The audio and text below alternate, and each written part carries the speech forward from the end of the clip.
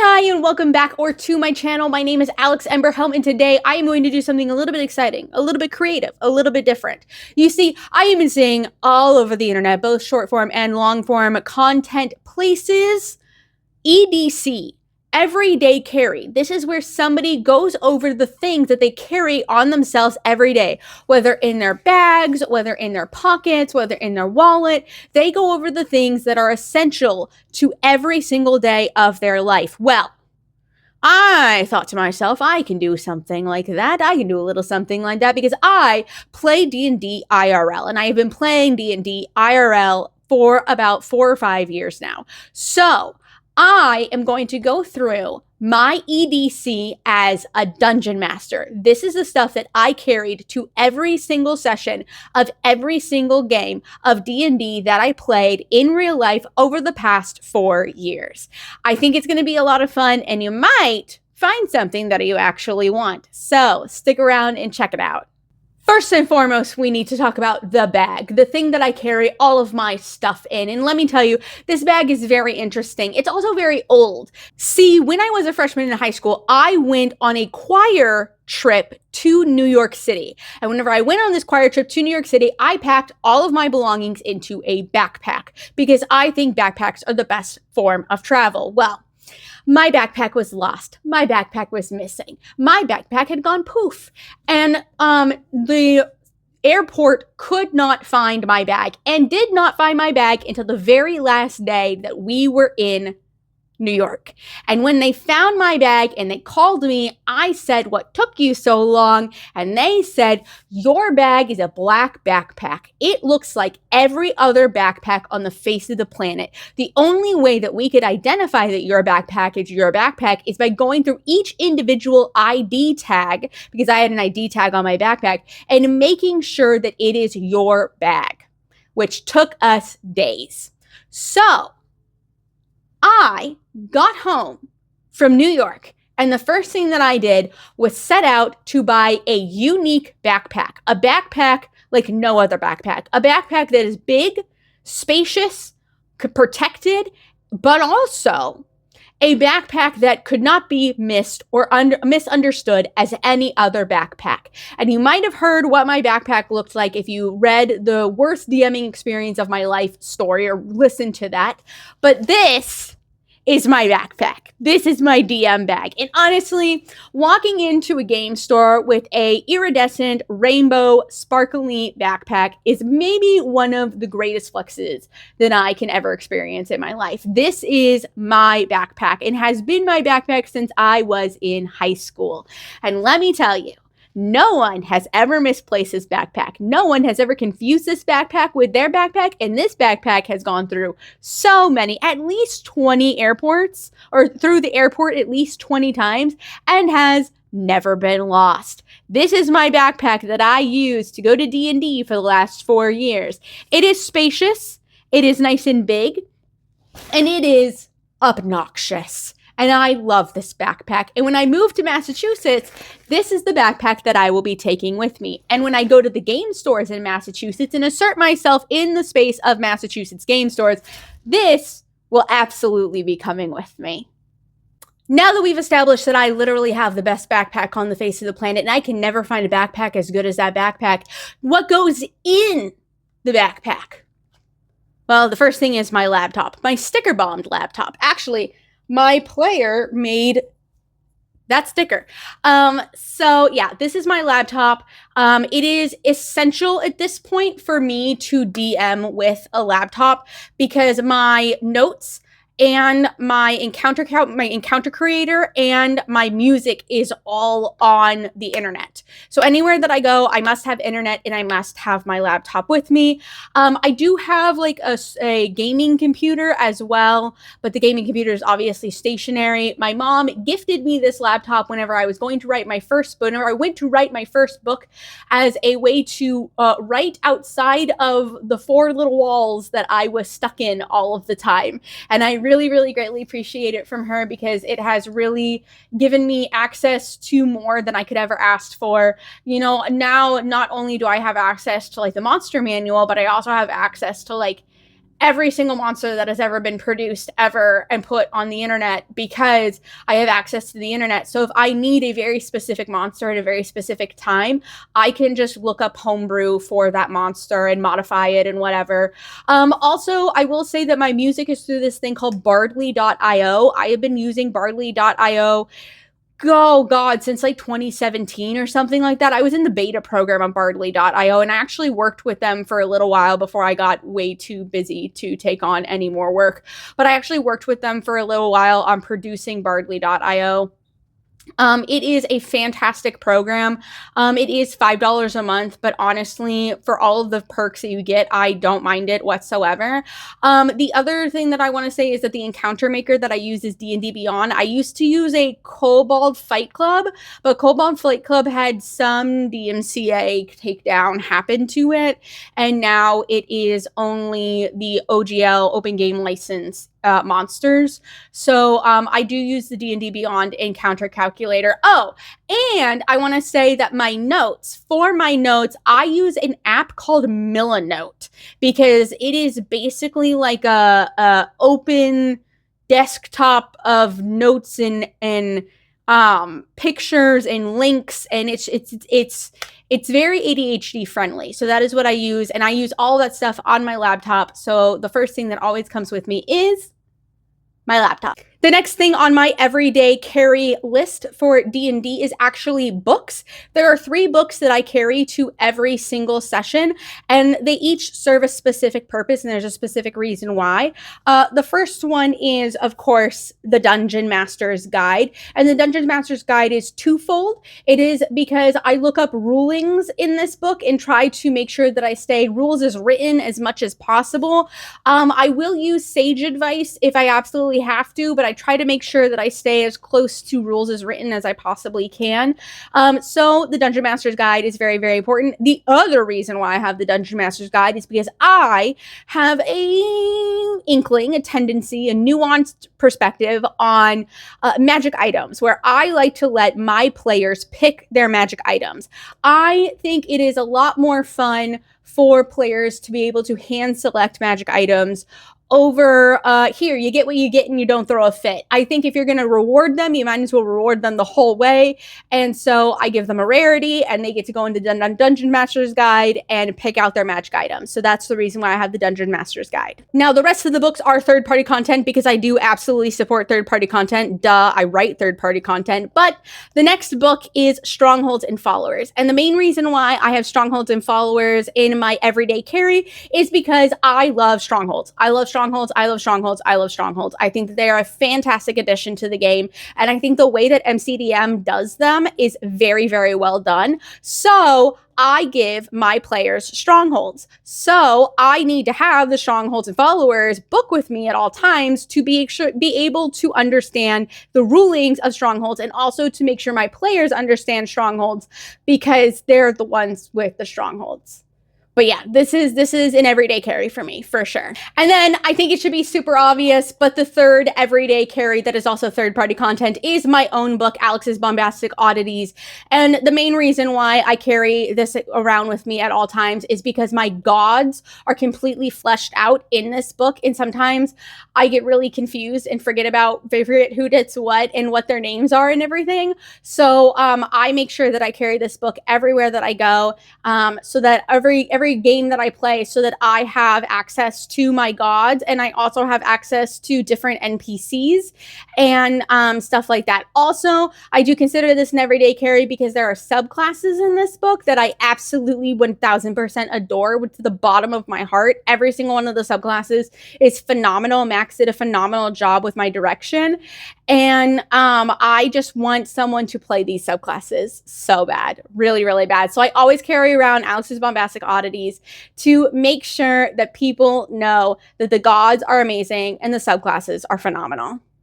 Next up, and I know this is really, really old school, but part of my everyday carry as a dungeon master, a notebook and pens. This little notebook, I bought a pack of 3 of it for 75 cents, and this has been my notebook for like the second half of the entire campaign. every single encounter they have done, the health has been recorded and monitored in this book. This book was so nice because it's so small and so compact, yet has enough room for me to actually like write notes. For me to actually like write notes and be able to write like to-dos and things like stealth checks and all of that kind of stuff as we're going along through encounters. This is how I keep track of all of my stats, all of my health, all of the effects that happen to monsters. I'll write the effects down, or I have abbreviations for the effects, and I'll write the effects down next to the monster and then cross it out whenever they lose concentration or whatever. And then pens. I cannot stress to you how much I lose pens. I am so bad about losing pens, but pens are far superior to pencils for me because I have really bad handwriting. And so pens make my handwriting just a little bit better and a little bit more legible. So I carry around pens wherever I go, and I carry around pens for my monster stats because I do all my monster stats by hand. I do not actually, even though I use the encounter calculator to make the encounter and search through all of the monsters, I don't use the encounter calculator to actually do the encounter. The encounter is completely by hand and has been by hand since I was in high school, and I don't think that's ever going to change. The next thing on the list of my everyday carry is actually at my player's house right now, so I do not have it with me, but it is a double-sided grid mat that is dry erase. I got it off of Amazon. It's really inexpensive. I'll put a picture of it right here. And it is absolutely wonderful to have. It rolls up, and I carry the little roller with me. Well, actually, I just kept it at my friend's house because we always played at their house because they have a house and not an apartment. But it has been a lifesaver and a life changer, and also something that I always have on me because I have the dry erase mat is dry erase markers. Now, I had a dear and amazing player who ended up having like a pack of 20 really, really nice, really wet dry erase markers. And that is what we ended up using. But I always have a dry erase marker because nothing is more moment killing than being like the big bad walks in and can I borrow the dry erase marker, the purple one, can I have the purple one?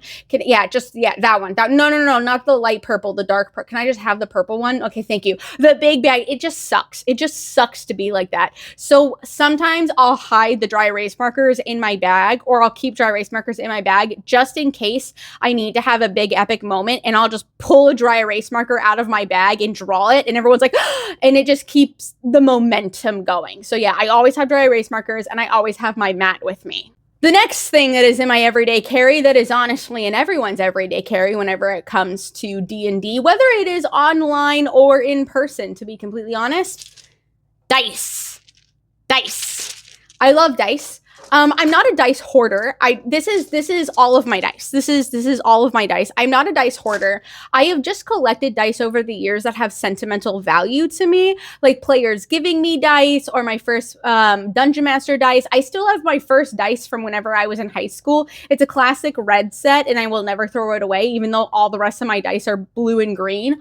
I really, really love being able to have multiple kinds of dice. Oh, and I also almost exclusively, except for one, and I'll show you in a second, use plastic dice because I play at somebody else's house, and the metal dice damages their table. So we don't use metal dice at their table. We use plastic dice.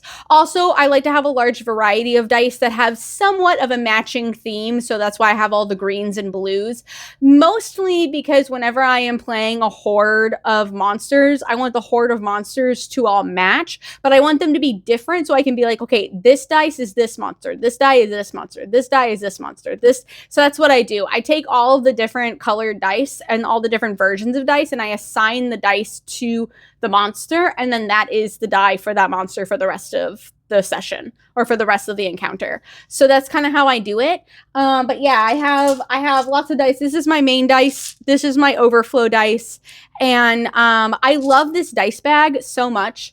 This dice bag was actually $8. I can't believe it.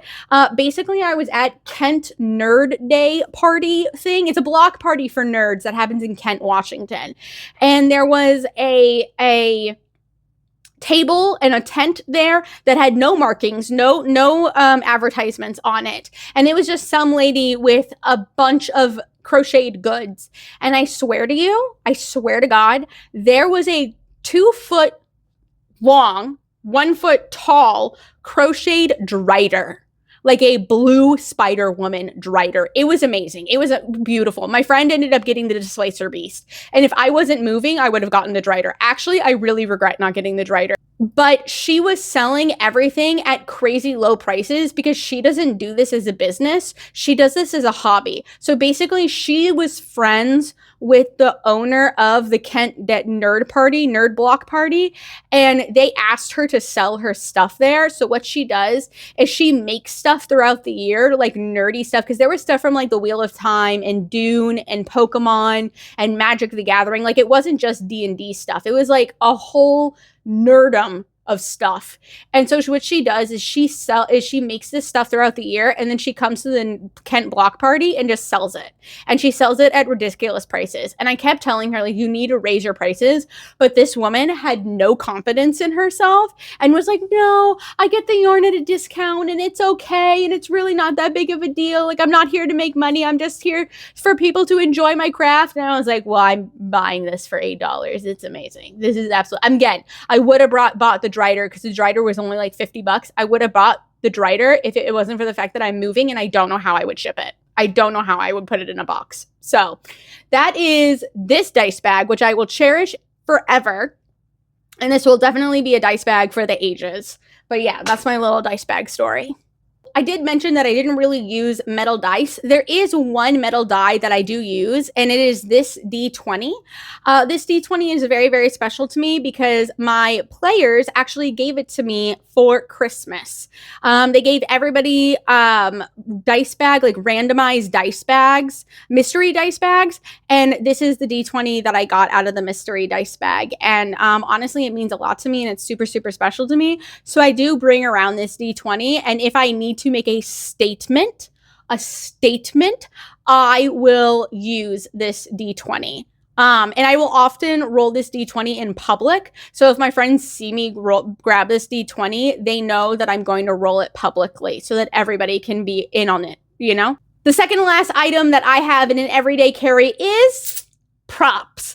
Now, props are something that are very quintessential to my table. And if you play at my table, you will most likely encounter props in one of three ways. Either as a way to emphasize a reward, like gold coins, a way to make an encounter more interesting, so like a riddle or a puzzle or a trap or something like that, or to emphasize a point in the story. So like, for example, a letter that summons you to the coronation of this princess because the queen that you knew and grew to love died.